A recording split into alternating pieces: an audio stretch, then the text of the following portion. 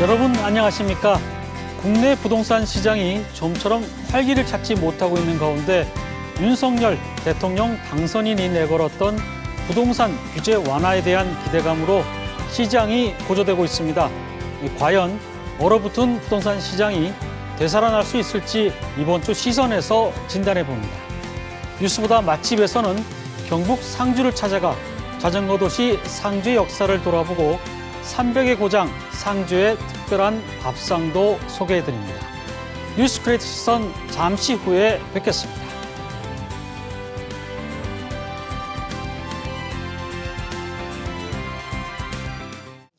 뉴스 크리에이터 시선 첫 순서는 취재기자의 솔직한 토크, 취재기자의 솔까말입니다. 보도국 김철진 기자 나와 있습니다. 어서 오세요. 안녕하십니까. 네, 요즘 코로나 확진자가 걷잡을 수 없이 쏟아지고 있습니다. 정말 끝이 보이지가 않는데 오늘은 어떤 뉴스입니까? 예, 손가락이 절단됐지만 코로나 확진 사실에 전국의 병원에서 수술을 거부하고 있는 상황. 이때 나까지 외면하면 어떡하냐며 한 의사가 나타납니다. 관련 뉴스 먼저 보시겠습니다. 아산에서 자영업을 하는 70대 A 할머니는 지난 2일 기계에 약지 손가락이 끼어 거의 절단되는 화를 당했습니다. 급히 인근 전문 병원을 찾았지만 코로나 검사 결과 확진 판정을 받고 발길을 돌려야 했습니다. 수술 과정에서 의료진과 입원 환자까지 감염된다면 아예 병원이 폐쇄된다며 거절한 겁니다.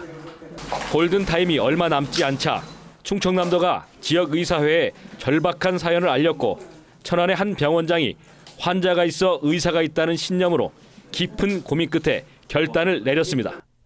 보건소에서 환자용 방호복을 마련하고 소방서는 음압 캐리어에 할머니를 실어 수술실로 옮기는 입체적인 수송 작전이 펼쳐졌습니다. 병원 측은 의료진의 감염을 막기 위해 손만 꺼내 접합을 하는 기지를 발휘해 별탈 없이 무사히 수술도 마쳤습니다. 어떤 상황이 되더라도 환자가 아프다고 하면 우리가 치료할 수 있으면 최대한 해야 된다고 생각을 했기 때문에 무조건 하겠다라고 저는 얘기를 했어요. 손가락 절단에 설상가상 코로나 확진으로 끔찍한 시간을 보낸 할머니는 한마음으로 도와준 온정이 그저 감사할 뿐입니다. 네, 코로나 확진자가 워낙 많이 지금 나오고 있는 상황인데요. 정말 우여곡절 끝에 할머니가 손가락 접합을 무사히 성공하신 것 같은데 지금 상태는 어떻습니까? 예, 수술은 다행히 무사히 끝났고 경과도 좋습니다. 근데 사실 수술대에 오르기 전에는 좀 걱정이 큰 편이었습니다. 사고가 난 지 이미 30시간 정도가 지났었던 상태였는데요. 원장님께서 수술을 위해 손을 보셨을 때는 손이 조금 까맣게 변해 있었다고 합니다. 조직들이 조금씩 죽어가고 있는 그런 상황이었다고 하는데 다행히 3시간에 걸친 수술은 무사히 끝이 났고 지금 상태도 회복해서 코로나 격리 기간이 끝나고 나서 수술했던 병원으로 돌아와 마지막 진료를 받고 계십니다. 네, 사실 이제 위급을 다투는 환자들을 제일 먼저 처치하고 응급 조치하는 곳이 이제 응급실 아닙니까?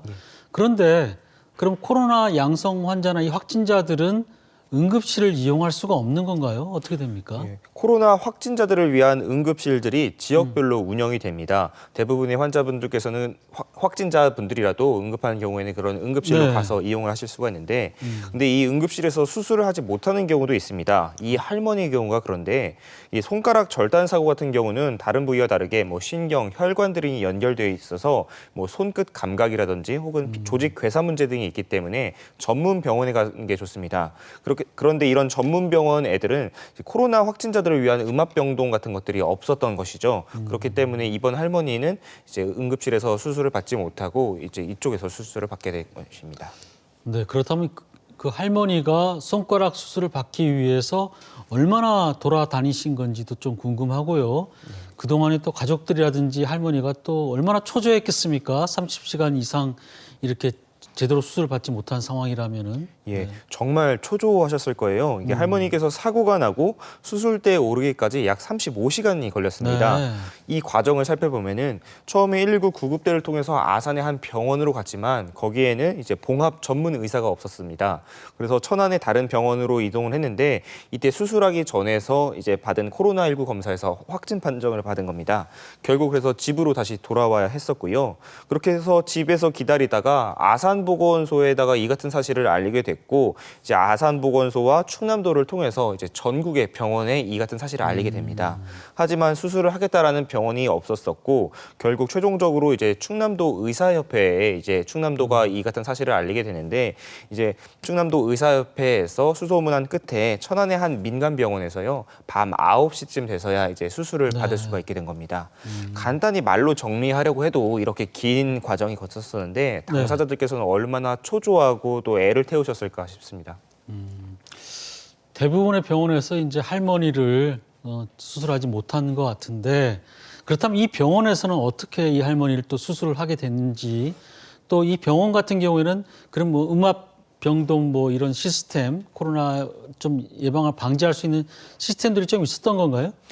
아닙니다. 이곳은 수부병원 그러니까 손과 관련된 그런 전문 병원이지 코로나 관련 시설은 없었습니다. 그렇기 때문에 수술을 하는 의료진은 물론이고요. 해당 병동에 있는 뭐 다른 환자들까지 뭐 확산의 우려가 있기 때문에 다른 병원들과 똑같이 그런 감염의 우려가 있었던 상황이었습니다.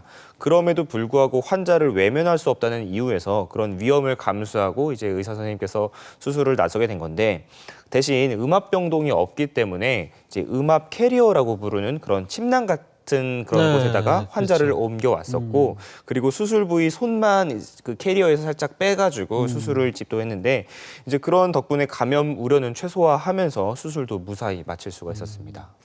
어떻게 보면 이 의사의 이 기지라고 해야 되죠. 예. 참 기지 덕분에 무사히 할머니 손가락을 지킬 수 있었는데 그 과정에서 참 여러 기관 많은 분들이 좀 도움을 줬었네요. 예, 그렇습니다. 이게 할머니 가족분들께서 처음에 병원을 찾지 못하고 애를 태우시다가 아산보건소에 이 같은 사실을 전한 게 그 둘째 날 오후 3시였습니다.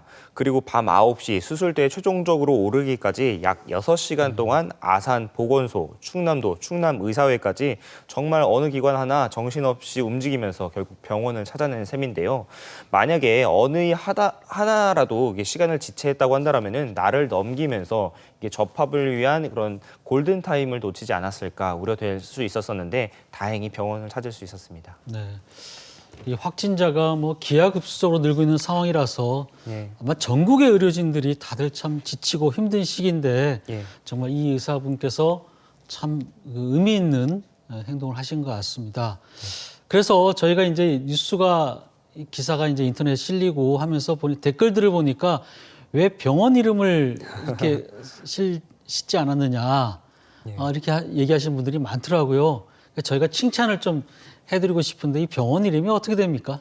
예, 천안에 위치한 나은필 병원이라고 합니다. 네. 이게 저희 보도에서 이름 따로 나가지 않았지만 또 어떤 시민분들께서는 이렇게 수소문을 해가지고 이름들을 알아낸 다음에 해당 병원에다가 뭐 환자의 손을 지켜줘서 고맙다, 또 큰일을 했다라면서 꽃다발을 전달한 그런 시민분들도 계셨고 또 병원 홈페이지에도 덕담의 댓글들이 쌓이고 있다고 합니다. 네. 아까 기사에서 보니까 이제 의사 선생님 이름은 김종필. 예, 예, 아주 유명한 분하고 동명이인이라 나은필 병원의 김종필 원장님이시군요. 예. 정말 참 감사하다는 생각이 들고요. 근데 사실 이 코로나가 멈추지 않는 한 이 같은 응급 상황은 아마 많이 생길 것 같아요. 또 나한테도 이런 일이 생기지 않는다는 보장도 없지 않습니까? 그렇다면은 이런 상황에서 어떻게 대처를 해야 됩니까?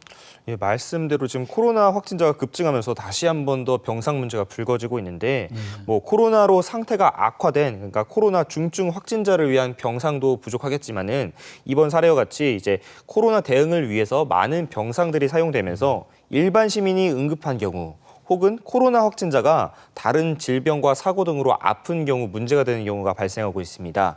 이제 이런 경우는 개인이 취해야 되는 최선의 조치는 일단 현재 본인의 상황을 보건소에 알리는 겁니다. 이제 보건소를 통해서 전국에 있는 병원의 병상 상황들을 알아보면서 뭐 좀 거리가 멀더라도 좀 더 빨리 갈 수 있기 때문에 보건소에 자신의 상태를 알리는 것이 중요하고요. 또 이와 별개로 정부는 당연히 병상 사유를 효율화해야 될 겁니다. 최근 정부가 무증상 확진자의 경우는 이제 음압병동이 없는 곳에서도 시술과 수술을 가능하도록 조치를 바꿨는데요. 이 할머니 같은 경우는 이 조치가 이루어지기 전이었기 때문에 음압병동이 없어서 이제 수술을 좀 못 받았었던 그런 상태셨는데 이번에 조치 변화들로 그런 것들은 조금 개선될 수 있겠습니다만 지금 확진자가 점점 쏟아지고 있는 상황이기 때문에 정부는 다시 한번 이런 응급치료 체계 살펴봐야겠습니다. 일단 보건소에 먼저 좀 알려야 되겠군요. 이렇게 네. 이제 어려운 상황에 처하게 됐을 때는 그게 네. 제일 중요한 것 같고, 어쨌든 뭐 손가락 접합도 무사히 마쳤고 할머니도 이제 고비를 넘기신 것 같은데, 할머니가 그 아산에서 칼국수집을 운영하신다고 하셨나요? 그럼 예. 계속 운영을 하게 됩니까? 어떻게 됩니까? 뭐 다행히 수술도 마치셨으니까 네. 이전과 똑같은 손맛 느낄 수 있지 않을까 싶습니다. 아, 네. 알겠습니다. 김철진 기자 수고했습니다.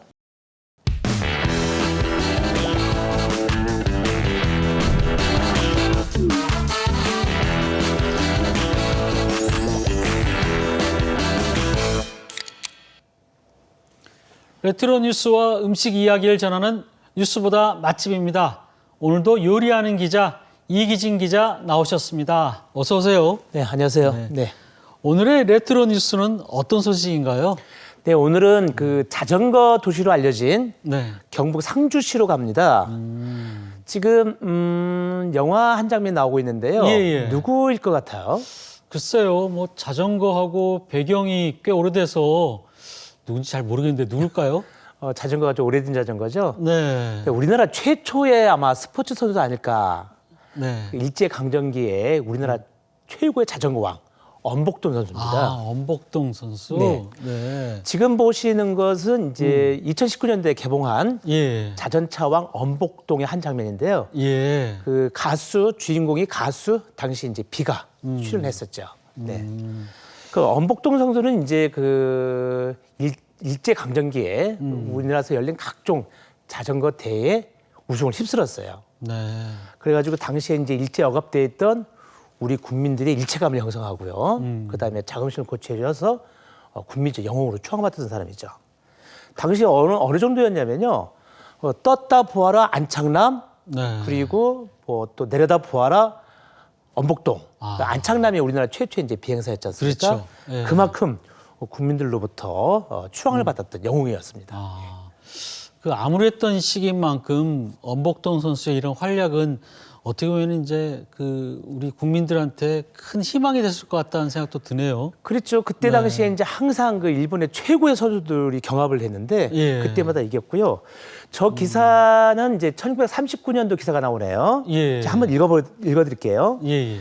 경북 상주시에서는 최위항상의 매진코저 제8회 전 조선 자전거 경기와 육상 경기 대회를 다음과 같이 개최를 하였다.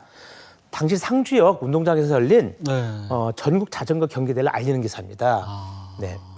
이 대회에서는 이제 엄복동 선수와 상주 출신의 박상원 선수 네. 두 명이 나왔는데 지금 사진 보시면 뒤쪽 왼쪽에 있는 것이 이제 그 엄복동 선수. 네. 서 앞쪽이 있는 분이시죠. 네, 앞쪽 왼쪽이 박상원 선수입니다. 네. 그 당시에 전국의 기라상 같은 일본 선수를 다 누르고 저 두 선수가 이제 우승을 각각 차지했었죠. 네. 네. 당시만 해도 이 자전거가 대중들에게 이렇게 많이 퍼지지는 않았을 것 같은데 저 두 선수의 활약 덕분에 어떻게 보면 자전거가 굉장히 관심을 받게 되는 그런 종목이 되지 않을까 싶은 그렇습니다. 생각도 드는데. 이번에 예. 보니까 이제 우리나라에 처음 자전거가 들어온 곳이 선교사에 의해서 들어왔다고 그래요. 아.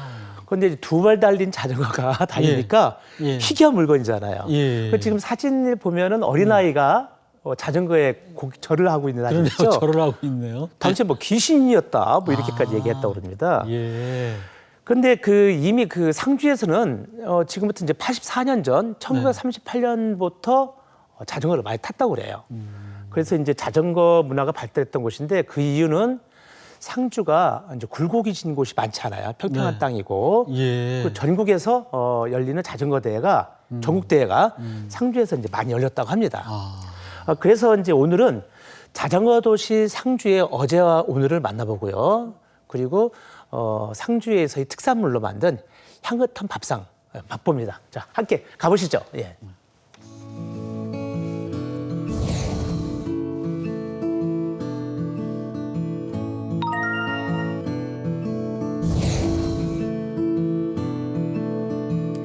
아름다운 낙동강을 끼고 있는 경북 상주에서 처음 찾아간 곳은 자전거 박물관입니다. 우리나라 최초이자 유일한 자전거 박물관으로 초창기부터 지구촌 각양각색의 자전거들을 한 자리에서 볼 수 있는 곳입니다.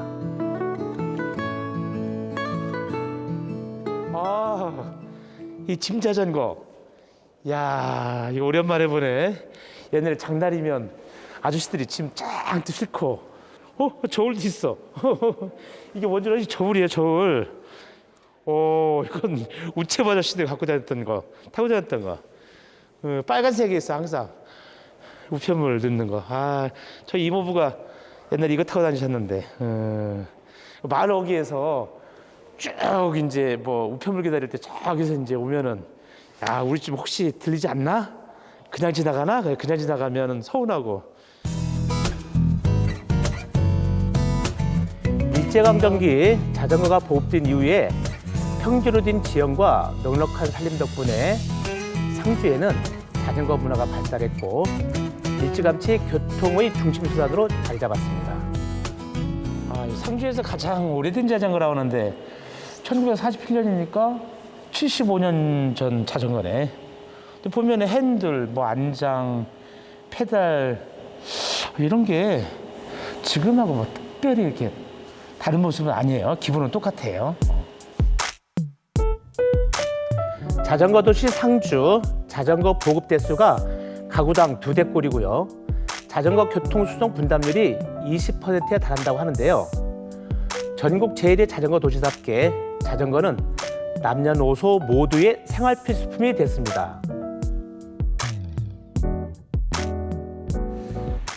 경북 상주시가 자전거 도시라고 하는데 날씨가 아직 차가워서 그런지 많이 타고 다니는 것 같지는 않아요. 근데 상주시에 아주 오래된 자전거점이 있다고 하는데 한번 가보려고 합니다.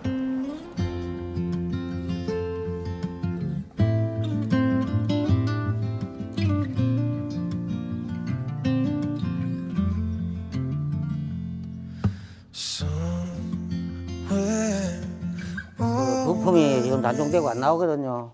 근데 재행을 재생할 줄 알고 이러는 사람들이 우리나라에 지금 저 혼자밖에 없어요. 전에 대구에 있던 분하고 나하고 이제 둘 남았는데 그분도 고인되고 이제 전기가 이제 뭐 앞으로 대세가 되다 보니까 이제 과거에 이제 이래 뭐 기계식으로 나오는 이런 것들이 앞으로 그래도 자전거는 아마 영원히 안 없어지지 않을까 이런 생각이 듭니다.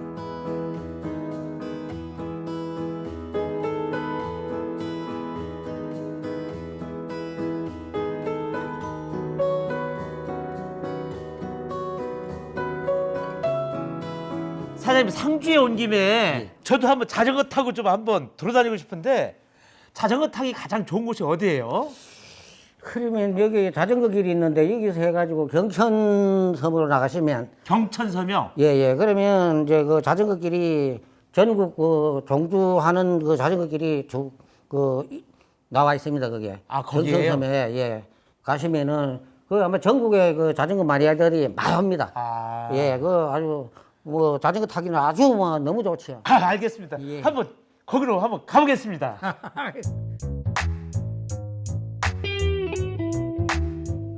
경천섬이 저기구나. 좋네. 아이고, 여기 있었네. 아이고, 10년 만에 자전거 타보니까 탈만한데. 자, 지금부터 본격적으로 한번 자전거 타보자고.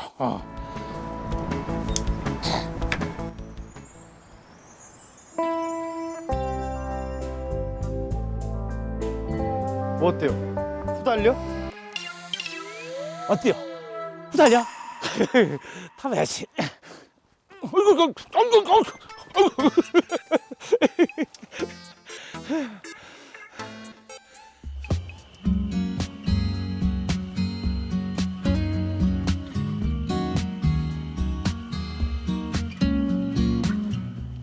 완전히 봄이네. 이제 자전거 타기 좋은 봄이네. Every breath you take and every move you make, every bond you break, every step you take, I'll be watching you. And every single day, and every word you say, every game you play, every night. 자전거 여행을 마치고 찾아간 곳은 상주의 한 농가 맛집입니다.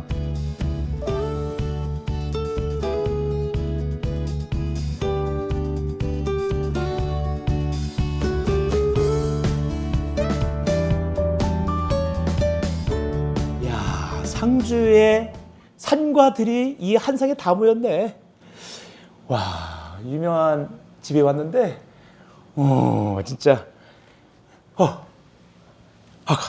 그게 말로 만들었던 이게 어머니? 사장님? 예, 뽕잎밥입니다. 뽕잎밥이요? 네.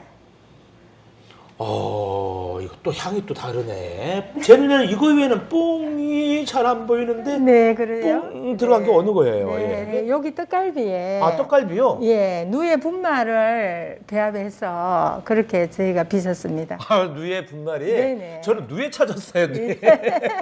누에인다 했더니, 네. 아이고, 꼭꼭 누에 숨어 분말. 있습니다. 아이고, 예. 그 몸에 뭐 어디에 좋다 그러죠? 예, 성인병 예방에도 성인병. 좋고, 네. 그 당뇨에 좋다고 합니다. 제가 오늘 상주 와서 건강하게 네. 물 만들어서 돌아가겠습니다. 네. 잘 먹겠습니다. 네, 맛있게 잘 먹을게요. 드십시오. 예, 감사해요. 네. 이렇게 찾아주셔서. 예. 야, 이 뽕잎 돌솥 비빔밥. 야, 이건 또 처음 먹어봐. 아, 은은하니 아주. 어우, 양념 없이 진짜 본연의 맛을 한번 느껴볼게요.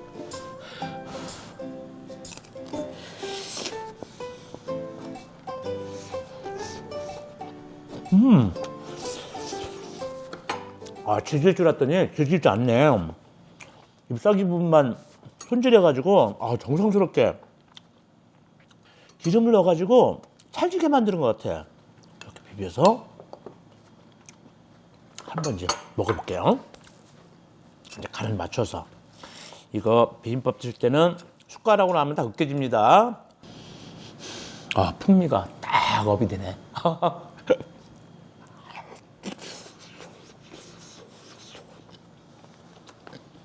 그럼 뽕잎밥에 뽕잎장아찌 그리고 뽕이 들어간 게 뭐야? 이거 누에꼬치, 누에가루 들어간 거, 누에가루 들어간 떡갈비.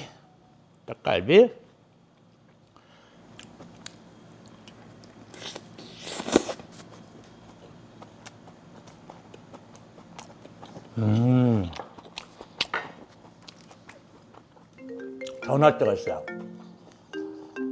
도령 고모네 집 뒤에 뽕맛이 엄청나게 많거든요. 고모님, 5월 달에 저 뽕잎 따러 갈게요. 아우, 좋은데, 원래 농가 맛집이 농촌진흥청에서 그 농촌 지역의 특산물, 지역 농산물을 건강한 식단을 만들어가지고 농촌 관광을 활성화하고 농민들 돕자는 차원에서 시작했거든요. 이거 선정되려면 상당히 까다롭거든요. 좀 아까 남사장님 뵈니까 정갈하게 옷도 갈아입으시고, 그리고 주방 보니까 아주 하나하나 정성, 손님을 맞이하는 그 정성이 아주 음식에 고스란하게 배어 있어요. 하나하나 버릴 게 없어. 봄이 향기, 정성.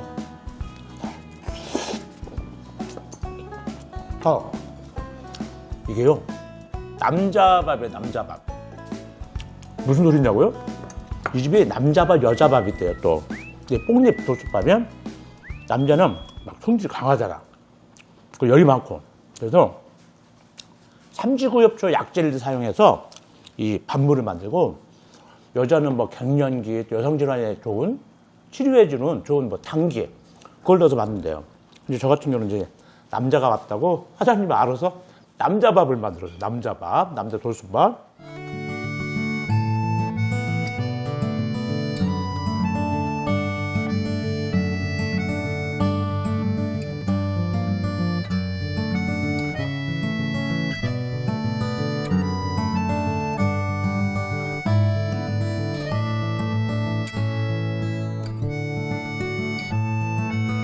영남 제1위 곡창지대에서 친환경 자전거 도시로 300의 고장 명성을 잇는 향긋한 뽕잎밥까지 찬찬히 볼수록 아름다운 그곳은 상주입니다. 아니 갑자기 우리나라 최고 배우로 변신하셔서 보는 저도 후달렸습니다. 어때요? 후달렸어요? 갑자기 그 꽃미남이 나오다가 또 꽃중지 나오니까 많은 시청자분들이 아마 후달렸을 것 같습니다. 죄송합니다. 상주는 이제 자생적으로 자전거가 아주 일상화된 도시다 그런 생각이 좀 드는데요. 경천섬인가요? 네. 그래서 자전거로 달리시니까 어떠셨습니까? 그 자전거를 오랜만에 타봤는데 네. 자전거 타는 신경은 오랜만에 해도 다시 이제 복구가 된다고 그래요. 대전도 이제 자전거 도로가 잘 돼 있지 않습니까? 네. 그 작년 6월 달부터 전 시민을 상대로 자전거 보험에 가입돼 있어 자동으로. 네. 지금 3대 하천 잘 만들어져 있고 그 요즘은 이제 휘발유 값도 많이 올랐잖아요. 그렇죠. 봄도 되고 했으니까 시청자 여러분들 자전거 많이 타고 다니십시오. 예. 예, 이기진 기자 오늘도 수고 많으셨습니다. 네네. 감사합니다. 네, 계속해서 한 주간의 뉴스를 정리해보는 주간 포토뉴스입니다. 이윤수 아나운서 전해주시죠.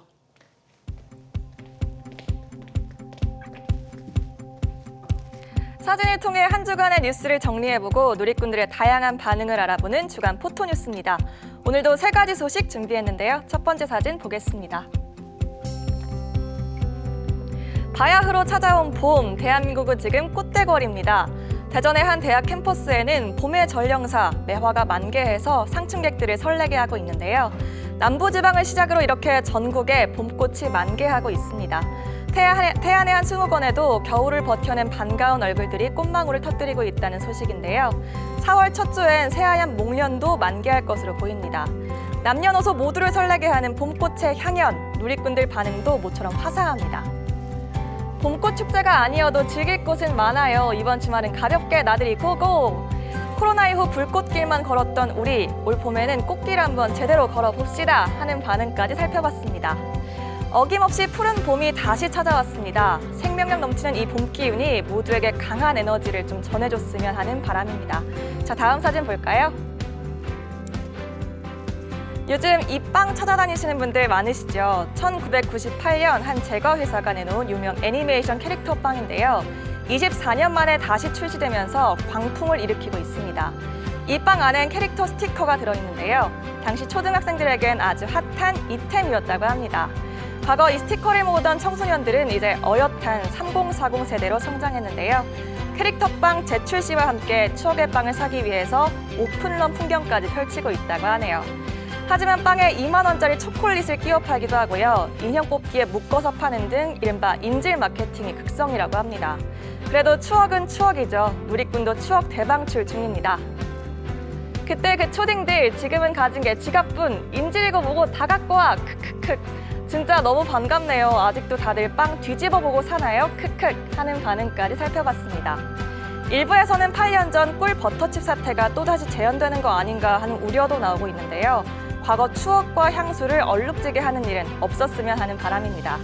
오늘의 마지막 사진입니다. 저장 양파 가격이 지난해보다 80%나 폭락한 가운데 양파밭을 통째로 갈아엎는 농민들이 늘고 있다는 기사 보셨을 텐데요.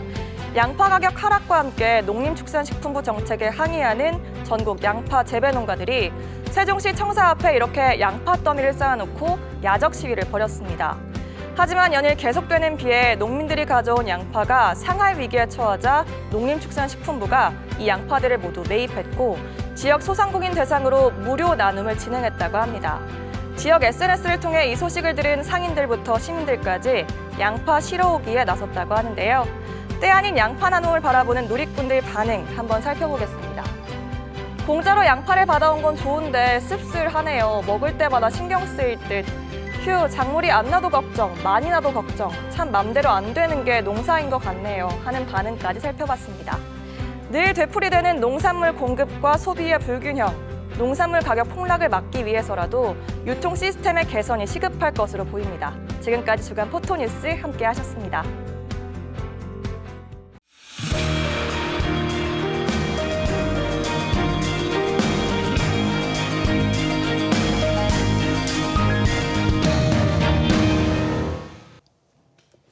앞으로 출범할 윤석열 정부 앞에 놓인 대표적인 과제는 이 부동산 문제 해결입니다.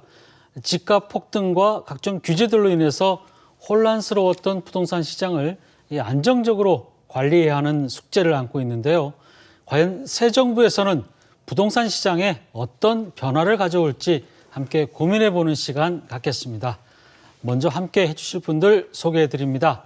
대전과학기술대 박유석 교수 나오셨습니다. 안녕하세요. 네, 안녕하십니까. 네. 한국공인중개사협회 서영원 대전지부장 나오셨습니다. 어서 오세요. 반갑습니다. 네, 지난 2017년부터 2020년까지 무려 25번의 부동산 대책을 쏟아냈음에도 불구하고 가장 실패한 정책으로 낙인이 됐습니다.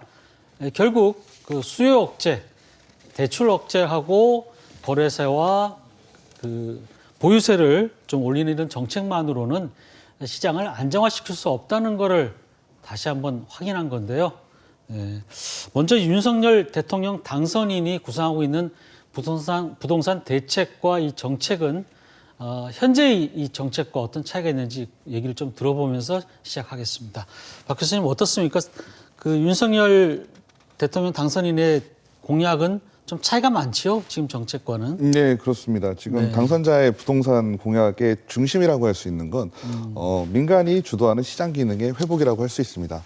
지금 현 정부의 부동산 정책은 이렇게 다수의 정책이 나왔지만 결국 그 방향성이 어떻게 시장의 기능을 회복시킨다, 시장의 기능을 정상화시킨다 보다는 어떤 정책으로서 강력한 힘으로 시장을 좀 통제하려는 게 강했다라고 좀 할 수가 있습니다. 그래서 이러한 시장의 문제가 발생이 되니 당선자께서는 이러한 문제에 대해서 이제 문제의식을 가지시고 어떤 공약을 내놓으신 걸로 보고 있는데요. 이러한 정책으로 인해서 어찌됐건 지금까지 이제 지금 현재 상황에서는 시장이 좀 안정화되는 걸로 보이기는 합니다. 그런데 이러한 시장의 안정이라고 하는 것이 어떤 건전한 기능성을 가지고 안정이 된 것이 아니고 어떤 좀 불안정한 그런 시장의 안정을 지금 나타내고 있다라고 봅니다. 그렇기 때문에 새 정부의 당선인께서 내놓으신 공약을 조금 본다면 민간 중심으로 해서 공급 확대 그리고 거래를 활성화하겠다라고 하고 있습니다. 네. 사실 그 대선 이전만 하더라도 거래 절벽이다, 또 거래 빙하기다 해서 뭐 거의 거래가 이제 이루어지지 않은 상황이었는데 요즘 현장 분위기가 좀 궁금합니다. 지부장님 어떻습니까 요즘에는? 20년도에 거래량이 폭발적으로 늘어난 다음에 작년에 21년도 기준에서 거래량이 완전 절벽이라고 할 정도로 거래량이 줄었거든요. 근데 전국적으로 보면 2016년 이후에 아마 최소의 거래량을 지금 보이는 것 같고요. 세종 같은 경우에도 역대 2018년 이후에 최소의 거래량을 지금 보였고 반면에 충남 같은 경우에는 오히려 거래량이 좀 늘었습니다. 지금 대폭적으로 좀 늘었고 대전 같은 경우에는 아마 2019년도 이후에 아마 최소의 거래량으로 지금 보이고 있습니다. 그래서 대전에서도 구별로 좀 차이가 지금 있습니다. 동구라든지 그다음에 중구라든지 이런 데는 약간 좀 거래량이 조금 보합 상태에서 약간 좀 오른 부분도 좀 있는데 반면에 이제 서구하고 유성구는 거래량이 대폭적으로 줄었습니다. 대덕구 같은 경우에는 약간 감소할 정도로 내리고 있는데 지금 2022년도에도 제가 실질적으로 이제 한번 조사를 해보면 한 10개 단지를 표본으로 조사를 해봤을 때 대전에 한 7개 단지 정도는 1, 2, 3월 달에 거래량이 전혀 없다라는 거죠. 그래서 거래 가격이 좀 알아보려고 하더라도 거래량이 좀 있어야 거래 평균 가격이 좀 나오는데 거래량이 없다 보니까 지금 시장에서 실질적으로 거래될 수 있는 가격이 얼마인지 우리 공인사들이 정말 짐작하기 참 어렵고 그래서 이런 거래량의 어떤 이런 절벽은 당분간은 좀 지속되지 않을까 이런 생각을 좀 해보고 대신에 소형 아파트랄지 지금 윤석열 후보가 이번에 공약을 지금 내세운 걸 좀 봤을 때는 소형이나 아니면 재개발 재건축 쪽에 이제 많이 이제 그런 쪽에 완화를 해준다는 그런 기대 심리 때문에 그쪽의 물량이 좀 많이 좀 거래량이 좀 늘어나지 않을까 그렇게 예상을 지금 하고 있습니다. 사실 그동안에 집값은 조금 내렸었죠. 네. 일반적으로 지금 보면은 5년 그 신축된 지 5년 미만 된 그 아파트 단지들이 거래량은 많지는 않았지만 반면에 가격이 큰 폭으로 좀 하락한 그 부분을 좀 현장에서 느낄 수 있었고요. 최근에 그렇죠. 팍 오르다가 팍 올랐다가 오른 것만큼은 가격이 빠지지 않았지만 그래도 억대 단위로 가격이 이렇게 좀 하락하는 그런 단지가 좀 많이 발생했고요. 반면에 이제 구축 아파트 이제 3억 미만대 이런 아파트들은 가격이 그렇게 급등하지도 않았지만 그렇게 빠지도 않는 그런 그 추세가 좀 보이고 있는 것으로 지금 나타나고 있습니다. 네. 그럼 이제 윤 당선인이 내놓은 부동산 공약 가운데 먼저 몇 가지만 좀 집중적으로 살펴보겠습니다. 우선 이제 가장 큰 난관으로 예상되는 부분이 이 종합부동산세와 재산세 일원화 부분인데요. 물론 우리 충청도 지역에는 그렇게 많이 발생하지는 않지만 그래도 이 부분에 대해서 아마 좀 문제가 있지 않을까 싶기도 하고 또 효과도 있을 것 같기도 하고 어떻습니까? 어떻게 볼까요? 네, 어떤 선거 기간에 어떻게 보면 좀 뜨거웠던 이슈 중에 하나가 종부세 문제였는데요. 당선인께서는 이제 종부세와 재산세를 통합을 해서 세 부담을 경감시켜 주겠다라고 말씀을 하셨습니다. 물론 재산세와 종부세가 통합이 되면 이런 효과는 발생할 것으로 봅니다. 근데 다만 종부세라고 하는 것이 이제 세법에 규정이 되어 있기 때문에 법률을 개정하기 위한 어떤 절차가 좀 필요할 텐데 지금 이제 형국이 이제 여소야대로 가지 않습니까? 네. 그러다 보니까 어떤 국회의 동의를 얻는 것이 좀 쉽지 않을 걸로 좀 보입니다. 근데 다만 어떻게 보면 지금 현재 종부세에 대해서 이제 위헌 법률을 심사 제정을 하고 있어요. 근데 지금 헌법재판소의 재판관이 또 앞으로 한 2년 정도, 2년 안에 또 거의 다 바뀌게 됩니다. 그래서 위헌 판결을 혹시 받게 된다면 얘기가 또 급하게 달라질 수 있지 않을까라고 좀 생각을 하고 있고요. 그리고 또 하나는 이제 종부세가 우리가 노무현 정부 때 도입이 됐는데 그때 네. 종부세 이제 취지라는 것도 있습니다. 근데 지금 종부세 같은 경우는 기본적으로 이제 개인에게 부과되는 세금이에요. 그러니까 여러 가지 부동산을 합산해서 한 사람 개인을 기준으로 해서 세 부담을 시키고 있는 것이고 재산세 같은 경우는 건물 단위로 해가지고 재산세를 내고 있거든요. 그러다 보니까 종부세의 취지를 과연 재산세로 통합을 해서 그거를 잘 녹여낼 수 있을까 하는 그런 문제가 좀 있을 것 같고요.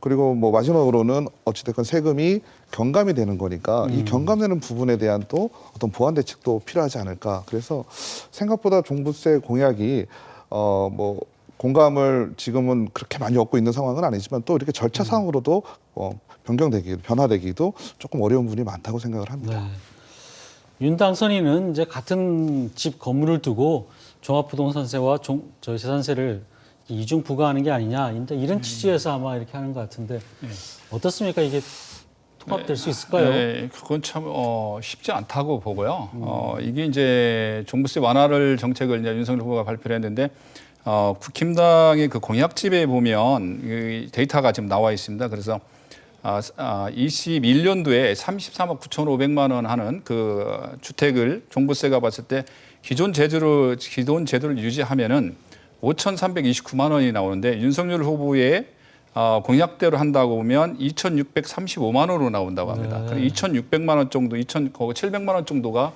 감세 효과가 있는 거고요. 반면에 이제 대전 같은 경우에는 봤을 때 지금 그 공제액이 11억이다 보니까 한 14억 정도 가는 그 아파트를 기준으로 해봤을 때 작년에 비해봤을 때 전체적으로 재산세 합계액이 한 50 정도밖에 늘어나지 않다는 얘기거든요. 그런 거 봤을 때 종부세 완화 1가구 1주택 특히 종부세 완화 정책은 어떤 서민들을 위한 정책이다보다는 일명 서울의 일명 똘똘한 한 채라고 하지 않았습니까? 부유층들의 극한된 얘기가 아닌가라는 생각을 좀 합니다. 그 부분에. 그래서 대전에서는 그거에 의해 종부세 완화에 대해서 뭐 크게 영향을 받지 않을 거다라고 지금 보는 부분이고요. 반면에 지금 윤석열 후보 중에서 지금까지는 고위주택 수에 따라서 차등과세를 이거를 이제 가액 기준 과세로 이제 하겠다고 지금 발표한 부분에 대해서는 그렇죠. 그 부분에서는 많은 분들이 지금 관심을 가지고 있는 부분입니다. 사실 왜냐하면 공시가 1억, 2억짜리 가지고 있는 거 여러 채 갖고 있다고 그래서 양도세라든지 종부세 같은 게 부과가 되다 보니까 그거에 대한 부담을 많이 느꼈는데 이게 이제 가액 기준으로 한다라고 봤을 때는 똘똘한 한 채보다도 오히려 조그마한 것 올릴 수 있는 그런 소형 아파트를 여러 채를 소유할 수 있는 그런 그 계기가 될 수 있기 때문에 아마 투자자들은 이번에 이런 그 공약에 대해서 면밀하게 지금 검토를 하고 있을 걸로 봅니다. 그래서 아마 인수위원회에서 어떤 정책이 나누냐에 따라서 부동산의 앞으로 향방도 좀 바뀌지 않을까 생각을 하고 있습니다.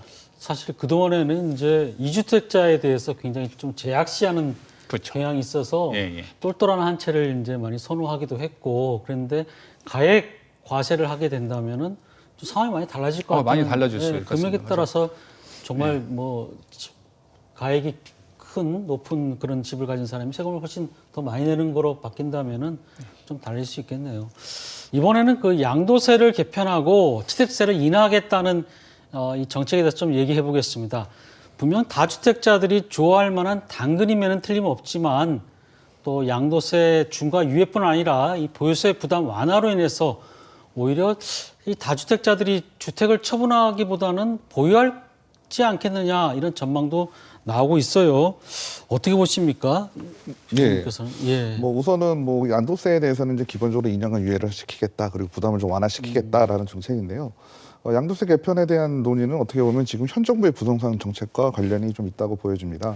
지금 정부의 정책은 어떤 공급의 측면에 있어서 신규보다는 기존의 다주택자들이 가지고 있는 주택을 시장으로 좀 내어놓겠다라고 했기 때문에 어떤 보유에 대한 부담, 그리고 어떤 매매 시, 양도 시에 대한 부담을 좀 강하게 줬는데요.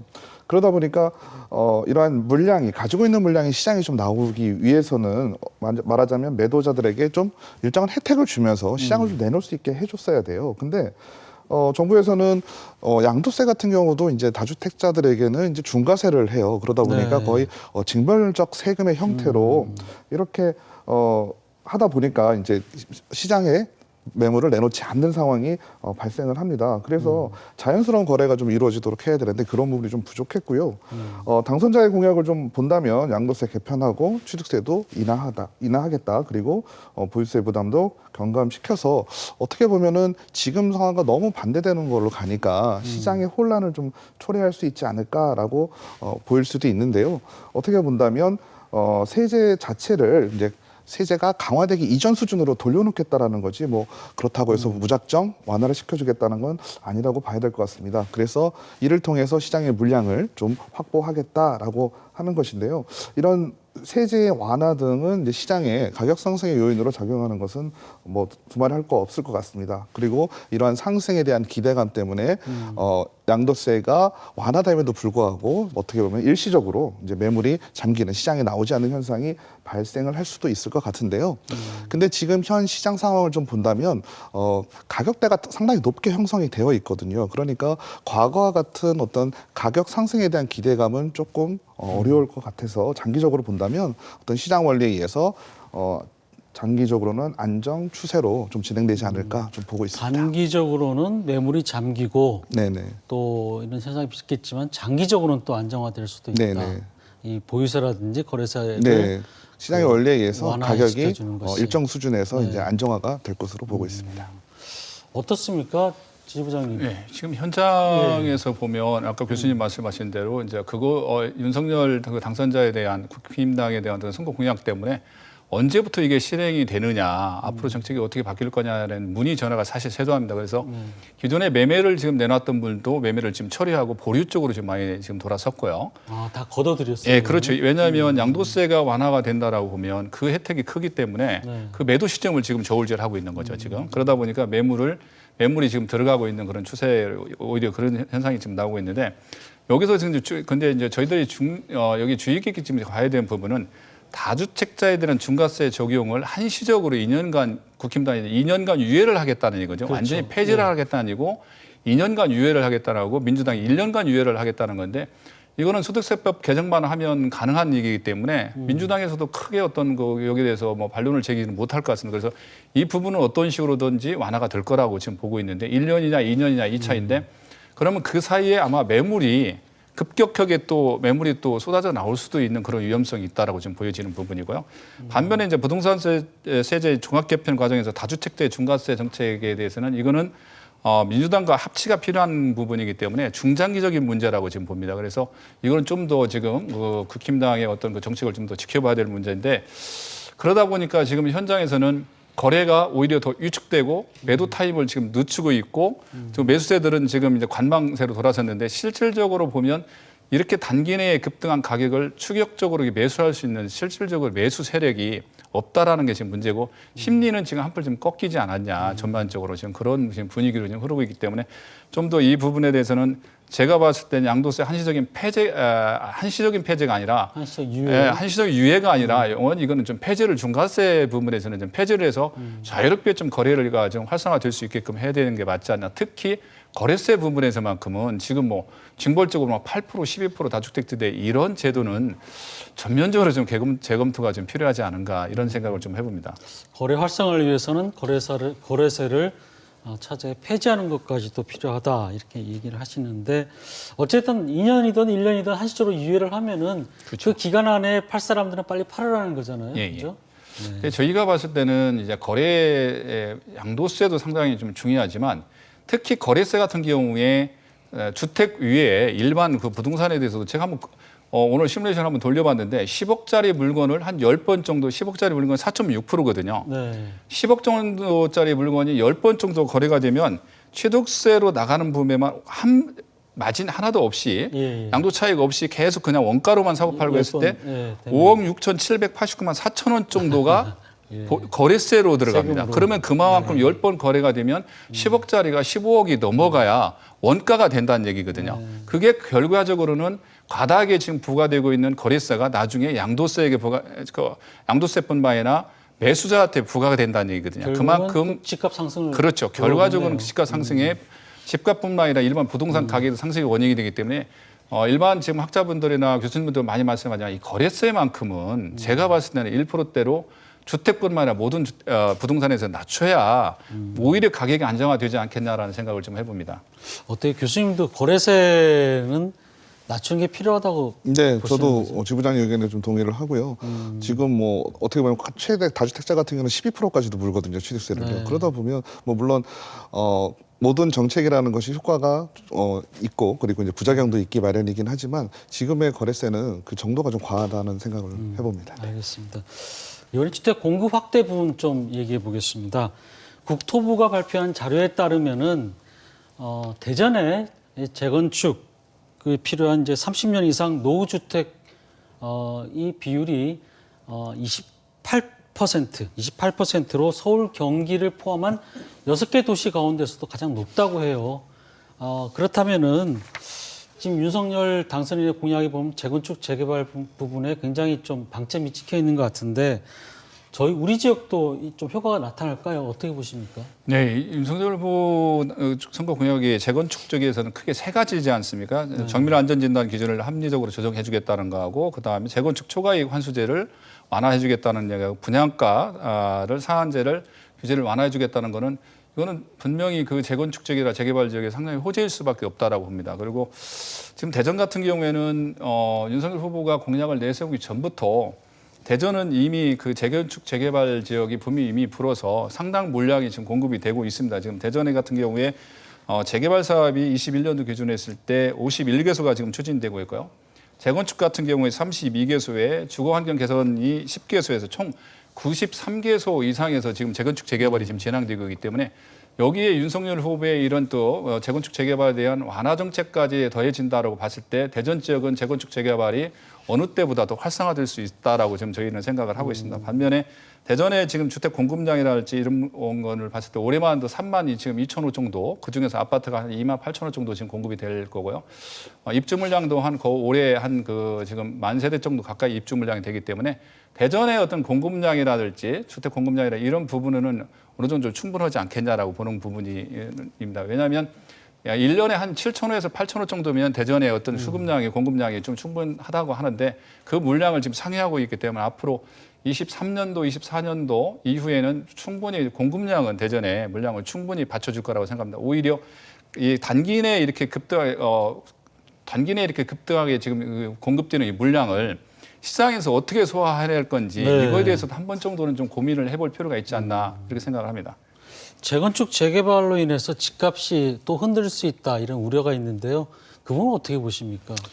물론 우리가 과거에 이제 부동산 호재가 생기게 되면 이제 부동산 시장은 들썩거리게 되고 가격은 보통 상승하는 방향으로 갔습니다. 근데 지금 같은 경우는 현재 말씀해 주신 것처럼 어떻게 보면 이론상 과할 정도로 지금 공급이 예정되어 있거든요. 그러다 보니까 제 생각엔 앞으로 이제 부동산 시장의 가격이 결정되는 구조 자체가 기존에는 매매 시장 중심으로 좀 움직였다면 이제는 분양 시장 쪽으로 갈 것이다라는 생각을 좀 해볼 수가 있습니다. 그래서 앞으로 뭐 2030년까지 뭐 한 13만여 호 정도 계획은 돼 있어요. 그래서 이게 지금 새 정부가 이제 들어오게 되면 탄력을 받고 더 실행이 될 텐데 분양이 될 텐데요.